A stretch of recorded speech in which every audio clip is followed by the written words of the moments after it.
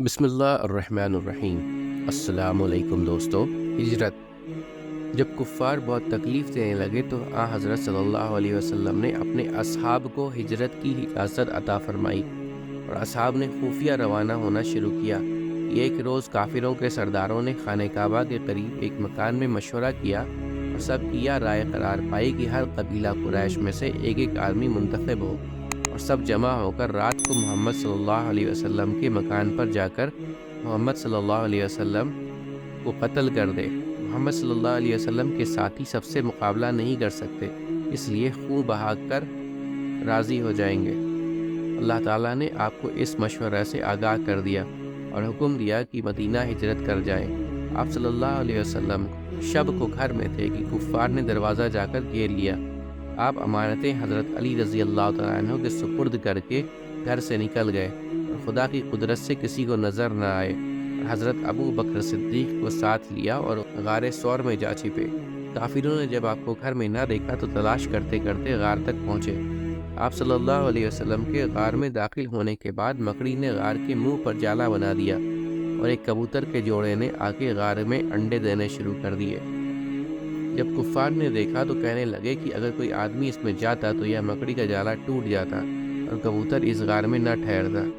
اسی غار کے متعلق قرآن پاک میں اس طرح آیا ہے: اگر تم لوگ رسول اللہ صلی اللہ علیہ وسلم کی مدد نہ کرو گے تو اللہ تعالیٰ آپ کی مدد اس وقت کرے گا جبکہ آپ کو کافروں نے جلا وطن کر دیا، جبکہ دو آدمیوں میں ایک آپ تھے جس وقت دونوں غار میں تھے، جبکہ آپ ہمدردی سے فرما رہے تھے کہ غم نہ کرو، بے شک اللہ ہمارے ساتھ ہے۔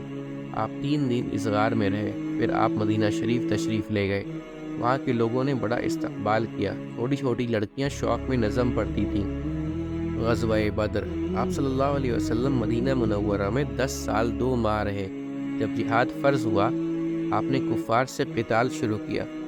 چند چھوٹی چھوٹی لڑائیاں شروع ہوئیں۔ مدینہ منورہ آنے کے 1.5 سال کے بعد جنگ بدر ہوئی۔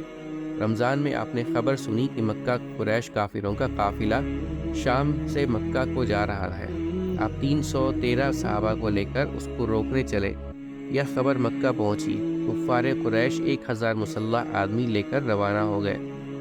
قافلہ دوسری طرف سے نکل کر مکہ جا پہنچا اور بدر کے مقام پر ان 1000 مسلح کفار سے 313 بے سر و سامان مسلمانوں کی لڑائی ہوئی۔ اللہ تعالیٰ نے مسلمانوں کو فتح دی اور کافر قتل ہوئے اور قید ہوئے۔ سورہ انفال میں یہ قصہ بیان کیا گیا ہے۔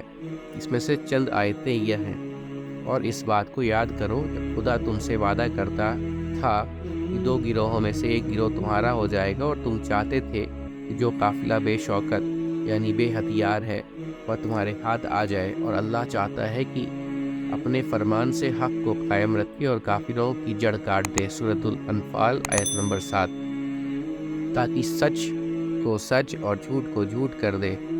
وہ مشرک ناخوش ہی ہوں۔ جب تم اپنے پروردگار سے فریاد کرتے تھے تو اس نے تمہاری دعا قبول کر لی۔ ہم 1000 فرشتوں سے جو ایک دوسرے کے پیچھے آتے رہیں گے تمہاری مدد کریں گے۔ سورۃ الانفال آیت نمبر 8۔ جب تمہارا پروردگار فرشتوں کو ارشاد فرماتا تھا کہ میں تمہارے ساتھ ہوں، تو مومنوں کو تسلی دو کہ ثابت قدم رہیں۔ سورۃ الانفال آیت نمبر 12۔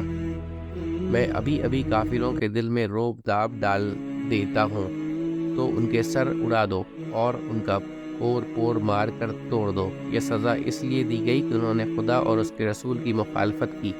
جو شخص خدا اور اس کے رسول کی مخالفت کرتا ہے تو خدا بھی سخت عذاب دینے والا ہے۔ یہ مزہ تو یہاں چکھو، اور کافروں کے لیے دوزخ کا عذاب بھی تیار ہے۔ سورۃ الانفال آیت نمبر 12۔ تم نے دیکھا کہ اللہ تعالیٰ مسلمانوں کو کس طرح مدد کرتے ہیں، صرف اس وقت جب لڑائی صرف اللہ کے لیے لڑی جائے۔ اور تم نے یہ بھی سن لیا کہ جو شخص خدا اور اس کے رسول کی مخالفت کرتا ہے تو اللہ تعالیٰ اس کو سخت عذاب دیتے ہیں۔ اللہ تعالیٰ پھر مسلمانوں کو نصیحت کرتے ہوئے فرماتے ہیں: اے اہل ایمان، جب میدان جنگ میں کفار سے تمہارا مقابلہ ہو تو ان سے پیٹھ نہ پھیرنا، اور جو شخص کی میں روز پیٹھ پھیرے گا سوائے اس کے لڑائی کی کوئی حکمت ہو یا اپنی فوج میں جا ملنا چاہے وہ مستثنیٰ ہے، باقی اور جو ایسا کرے گا وہ خدا کے غضب میں گرفتار ہو گیا اور اس کا ٹھکانہ دوزخ ہے، اور وہ بہت بری جگہ ہے۔ سورۃ الانفال آیت نمبر 15۔